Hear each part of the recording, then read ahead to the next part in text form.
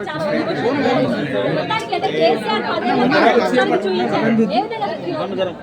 ఒకటి అనుకున్నా, ఈ సినిమా నేను తీసేటప్పుడు ఎన్నో అవమానాలు పడ్డా, ఎంతో మందితో మాటలు పడ్డా, నాకు తక్కువ స్థాయి ఉన్నలతో కూడా నేను మాటలు పడ్డా, కానీ అల్టిమేట్ గా మాట్లాడింది సినిమా మాత్రమే.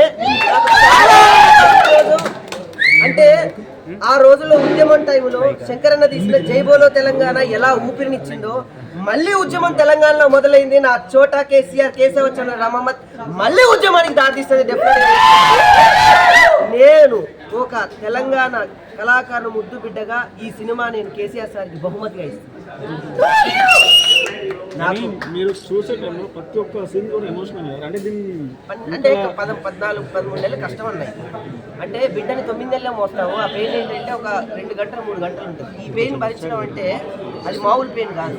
రాజకీయ ఒత్తిళ్ళు ఉంటాయి, డబ్బుతో కూడుకున్న ఇది. మనం ఎంత ఇచ్చినా కూడా నీళ్ళతో ఖర్చు అయిపోతూ ఉంటుంది డబ్బు. సినిమా ఇది అయిపోతే అది అయిపోతే ఇది.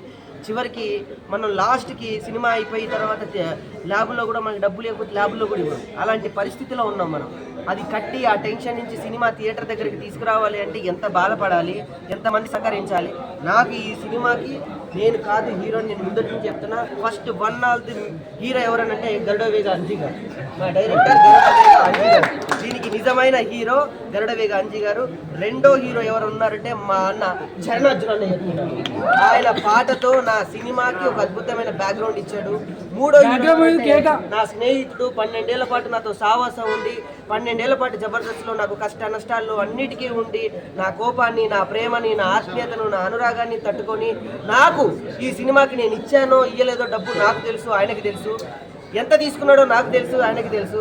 నా డైలాగులు ఈరోజు సినిమా థియేటర్లో పేరున్నాయంటే కేవలం బికాస్ ఆఫ్ రాజు.